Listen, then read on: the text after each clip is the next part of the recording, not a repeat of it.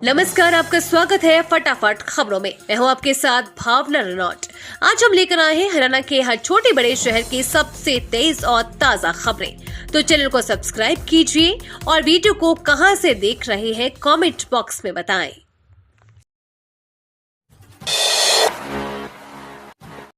CM नैब सिंह सैनी का बड़ा ऐलान, किसानों के 133 करोड़ माफ, अब 14 की जगह 24 फसलें एमएसपी पर खरीदेगी सरकार। हरियाणा के मुख्यमंत्री नैब सिंह सैनी ने कहा कि सरकार 14 फसलों को एमएसपी पर खरीद रही है, लेकिन अब केंद्र के तर्ज पर 10 और नई फसलों को एमएसपी पर खरीदेगी। उन्होंने किसानों की आबियानी का 133 करोड़ रुपए बकाया माफ करने का ऐलान किया। साथ ही वर्ष 2023 से पहले के प्राकृतिक आपदा से हुए खराबे के 137 करोड़ रुपए एक सप्ताह के भीतर जारी करने की घोषणा की। उन्होंने कहा कि 3 स्टार ट्यूबवेल मोटर बेचने वाली सभी कंपनियां प्रदेश सरकार के पैनल पर होगी, जिसका लाभ भी किसानों को मिलेगा। किसान अपनी पसंद की कंपनी से ट्यूबवेल के लिए मोटर खरीद सकेंगे। मुख्यमंत्री रविवार को कुरुक्षेत्र की अनाज मंडी में आयोजित विजय शंखनाद रैली को संबोधित कर रहे थे। इससे पहले उन्होंने शंख बजाकर आगामी विधानसभा चुनाव में जीत की हुंकार भरी। दीपेंद्र हुड्डा ने छेड़ी नई राजनीतिक बहस, बीसीए के लिए लोकसभा और विधानसभा सीटें आरक्षित करने की उठाई मांग। हरियाणा के रोहतक से कांग्रेस सांसद दीपेंद्र सिंह हुड्डा ने अनुसूचित जाति और जनजाति की तरह लोकसभा और विधानसभा क्षेत्रों में अति पिछड़ा वर्ग के लिए सीटें आरक्षित करने की मांग कर नई राजनीतिक बहस छेड़ दी है। दीपेंद्र ने इसके लिए लोकसभा के नियम 377 के तहत स्पीकर से इस विषय पर चर्चा करने की अनुमति मांगी थी, जिसके बाद उन्होंने बीसीए वर्ग के लिए लोकसभा व विधानसभा सीटें आरक्षित करने का मुद्दा सदन में उठाया। कांग्रेस सांसद ने लोकसभा में बीसीए वर्ग के लोकसभा व विधानसभा सीटें आरक्षित करने के पीछे दलील भी दी तथा इसे इंटरनेट मीडिया पर साझा किया, जिसके बाद जबरदस्त बहस चल रही पड़ी। देश की कुल 2% आबादी मगर 30% मेडल, जाने क्यों हरियाणा है भारत की ओलंपिक नर्सरी। मनु भाकर, नीरज चोपड़ा और कई अन्य प्रतिष्ठित एथलीटों के घर वाला राज्य हरियाणा चर्चा में है। यहाँ खेल की भावना और क्षमता ने प्रतिभाशाली खिलाड़ियों को वित्तीय सुरक्षा देने की सरकारी नीति के साथ सुखद अभिसरण देखा है। सुबह के 5:30 बजे हैं और रोहतक और भिवानी को जोड़ने वाले राजमार्ग पर धावकों की संख्या कारों से अधिक है। वे खेतों और जंगलों से होते हुए क्रॉस कंट्री दौड़ पूरी कर रहे हैं। उनमें से सभी ट्रैक और फील्ड एथलीट नहीं हैं। समूह में मुक्केबाज, पहलवान और निशानेबाज हैं। यह उनके लिए शनिवार रविवार सब एक समान है, कोई आराम या छुट्टी का दिन नहीं। 3:30 बजे उठना, 4 बजे तक क्रॉस कंट्री शुरू करना, 7 बजे तक इसे पूरा करना और अकादमी के लिए निकल पड़ना उनकी दिनचर्या का हिस्सा है। दौड़ना, वजन उठाना, फ्लेक्स करना, जिलों और अकादमियों में हरियाणा के गांव-गांव में सुबह की शुरुआत इसी तरह होती है। हरियाणा जो क्रिकेट से परे भारत की खेल सफलताओं का इंजन रूम है। मुख्यमंत्री आवास घेराव के लिए रवाना हुई शारीरिक व कला शिक्षक सहायक सरकार के खिलाफ नारेबाजी, क्या है मांगे। अपने विभिन्न मांगों को लेकर संघर्षरत शारीरिक शिक्षक सहायक व कला शिक्षक सहायकों द्वारा रविवार को करनाल में मुख्यमंत्री आवास के घेराव की चेतावनी दी गई है। अपनी तय कार्यक्रम अनुसार संघर्ष में हिस्सा लेने के लिए रविवार को चौधरी सुरेंद्र सिंह मेमोरियल पार्क से शारीरिक शिक्षक सहायक व कला शिक्षक सहायक करनाल के लिए रवाना हुए। कर्मचारियों का नेतृत्व हरियाणा शारीरिक शिक्षक संघर्ष समिति के जिला प्रधान दिलबाग जांगड़ा ने की। इस दौरान कर्मचारियों ने सरकार के खिलाफ जमकर नारेबाजी की। जगमाल वाली डेरा विवाद, वीरेंद्र सिंह सहित 4 को मिली जमानत। अज्ञात स्थान पर ले गई पुलिस, वकील साहब के परिजनों ने की शांति की अपील।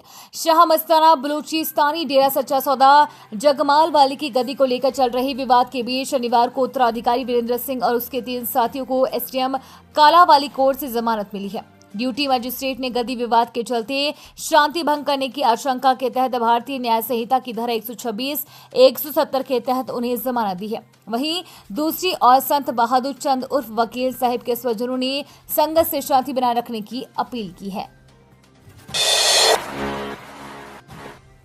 हिसार में भाजपा को बड़ा झटका, निवर्तमान पार्षद अमित ग्रोवर सहित कई कार्यकर्ताओं ने छोड़ी पार्टी। बोले, हिसार से भाजपा के निवर्तमान पार्षद अमित ग्रोवर, युवा मोर्चा के पूर्व जिला महामंत्री लोकेश अनीजा सहित कई कार्यकर्ताओं ने रविवार को पार्टी छोड़ने की घोषणा की।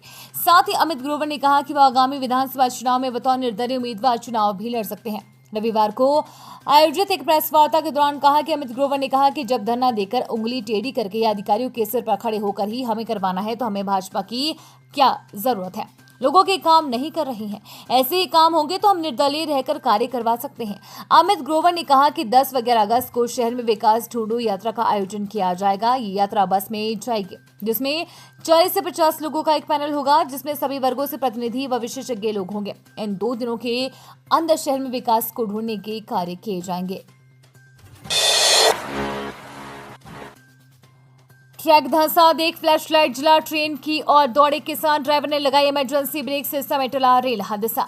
सिरसा के एलानाबाद में गांव बेहरवाला के पास किसानों की सूझबूझ से रेल हादसा टल गया। एलानाबाद क्षेत्र में बारिश से गांव बेहरावाला और तलवाड़ा खुर्द के बीच रेलवे अंडरपास में पानी भर गया। अंडरपास के पास रेलवे ट्रैक के नीचे से मिट्टी खिसक गई, जिससे 4 पत्थर के खंभे ट्रैक के नीचे धंस गए। अंडरपास के पास खड़े किसानों की नजर रेलवे ट्रैक पर पड़ी तो उन्हें लगा कि इससे बड़ा हादसा हो सकता है। किसानों को ट्रेन आने की आवाज सुनाई दी।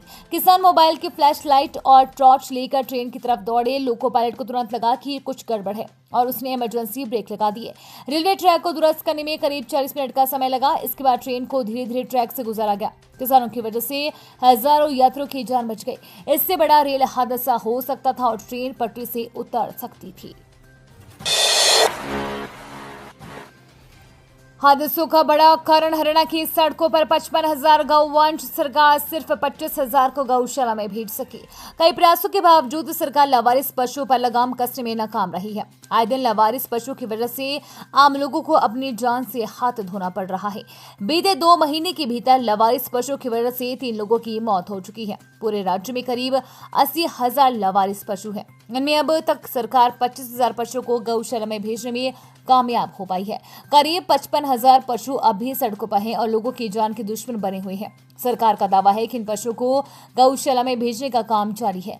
अगले 3 महीने ये सभी लावारिस पशु गौशाला में होंगे। सरकार ने पिछले साल गौवंश को सड़कों से हटाने का काम शुरू किया था। नगर निगम की जिम्मेदारी तय की गई है कि वह गौवंश को सड़कों से पकड़कर नजदीकी गौशाला में भेजेंगे।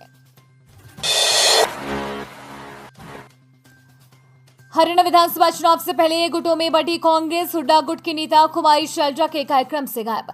एसआरवी और हुड्डा गुट में बटे कांग्रेस के नेता आपस में एक होने का दावा तो करते हैं, पर ऐसा नहीं है।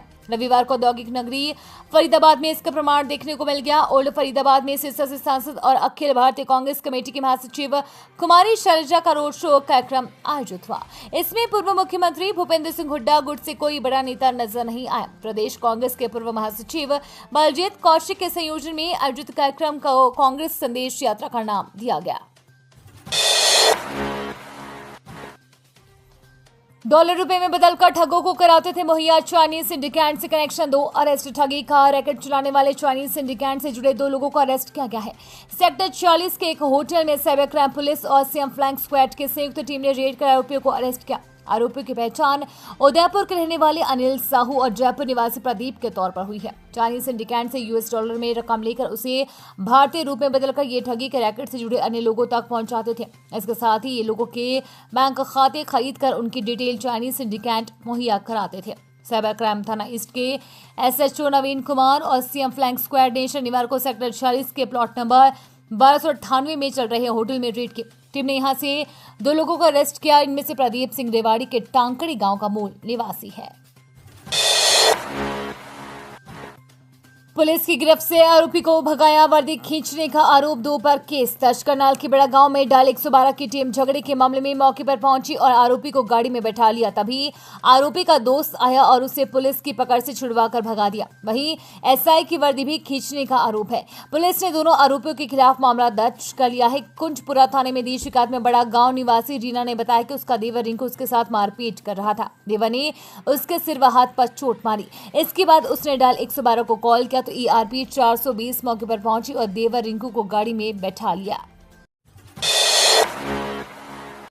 ये थी आज की फटाफट खबरें। हम मिलेंगे अगले बुलेटिन में, तब तक के लिए धन्यवाद और जय हिंद।